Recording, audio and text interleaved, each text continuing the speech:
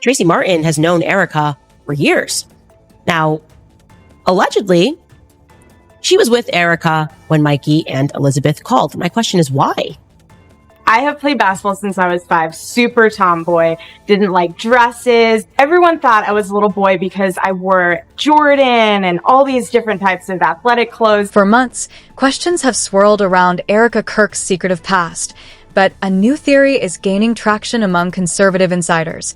What if the reason she was so evasive about her dating life before Charlie is that she was never truly interested in men at all?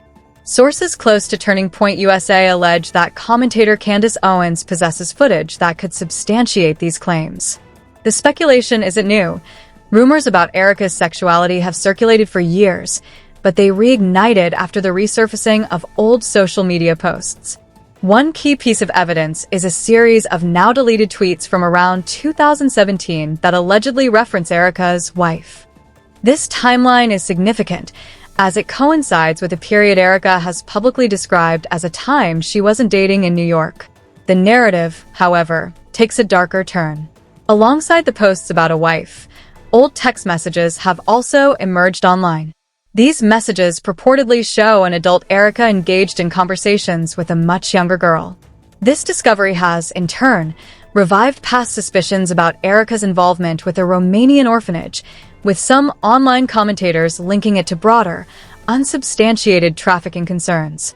The central question now circulating on social media is whether Owens has compiled definitive evidence, the receipts, for all these allegations, and what it would take for her to release them publicly. She suddenly struck up a relationship with a 15-year-old girl, a minor, and the child posted all of this on Twitter along with screenshots. The online conversation surrounding Erika Kirk intensified when a seemingly innocuous social media post from 2017 was unearthed.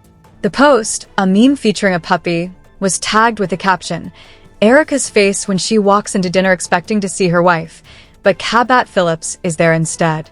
This post was notable for two reasons. First, it appeared to corroborate other rumors of Erika's connection to Cabot Phillips, contradicting her claims of not dating anyone during that period. More importantly, it lent significant weight to the speculation about her being in a relationship with a woman, referred to publicly by her friends as her wife.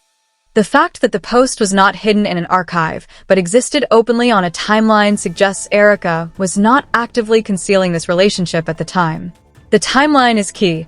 This post dates to 2017, barely a year before she met Charlie Kirk and adopted a public persona as a Christian conservative wife. This apparent about-face led many to question how such a significant part of her life could have been so completely omitted from her public narrative.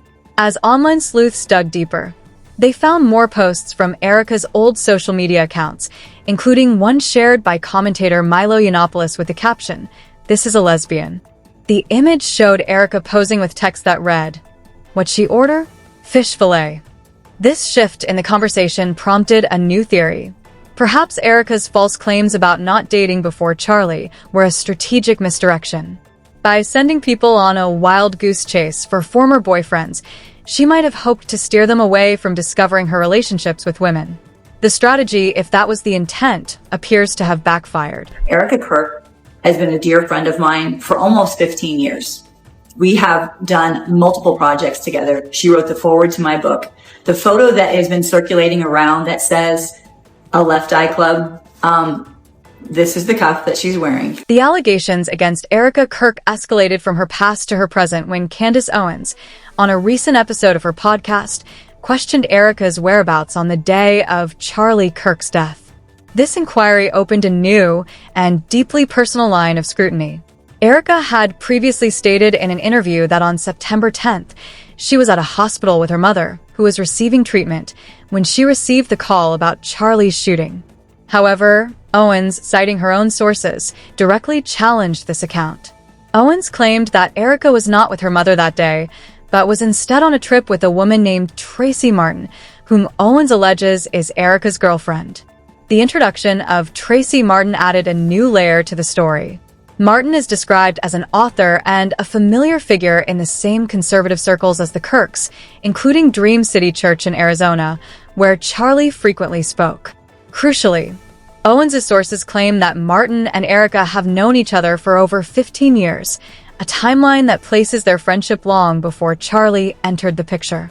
This long-standing connection, Owens suggested, recontextualizes Erika's marriage, painting Charlie as the third wheel in a dynamic that predated their relationship. Furthermore, the allegations extend to their professional lives, with claims that Martin and Erika ran the controversial Romanian orphanage together. Oh, and the Romanian Angels? Yeah, that was a project that a bunch of us were blessed to be a part of because Erika put it together. And we would get a wish list around Christmas time, and it was from children who wanted nothing more than barrettes. Building on her previous claims, Candace Owens has explicitly stated that Erika Kirk was not with her mother on the day of Charlie's death. According to Owens, Erika's hospital story was a fabrication designed to conceal the fact that she was allegedly on vacation with her purported girlfriend, Tracy Martin. This allegation is central to understanding what Owens describes as Erika's current state of panic. By publicly challenging the alibi for her whereabouts on such a critical day, Owens is signaling that she possesses information that directly contradicts Erika's own public statements. The implication is that if Owens knows the truth about this one specific, pivotal detail, it's likely she has evidence to support other, more damaging claims about Erika's past and present. The threat, as perceived by online commentators, is that Owens is strategically revealing just enough to apply maximum pressure, hinting at a larger cache of information yet to be released. Now, allegedly, she was with Erika when Mikey and Elizabeth called. My question is why? If you're with your mother and your mother is receiving a treatment and your mother is vulnerable, why are you bringing Tracy with you? In fact, I'm being told that her and her mother were not together. Now, I can tell you, like I said, that Tracy has known Erika for 15. The unverified claims of damaging footage in Candace Owens' possession have not yet appeared in mainstream media, but the online reaction has been immediate and intense. The speculation has spawned countless memes, reaction videos, and a whirlwind of competing theories across social media platforms. However, the internet's deep dive has unearthed something that has shifted the focus of the conversation entirely away from the Owens feud. Newly resurfaced posts point to Erika having had what are described as inappropriate relationships with much younger women. The most serious of these is a purported screenshot of suggestive text messages exchanged between a 25-year-old Erika and a 15-year-old girl, dated 2014. The emergence of these texts fundamentally changed the nature of the allegations against Erika. The narrative was no longer solely focused on her sexuality or her possible deception about her marriage. It now raised questions about potential exploitation and abuse.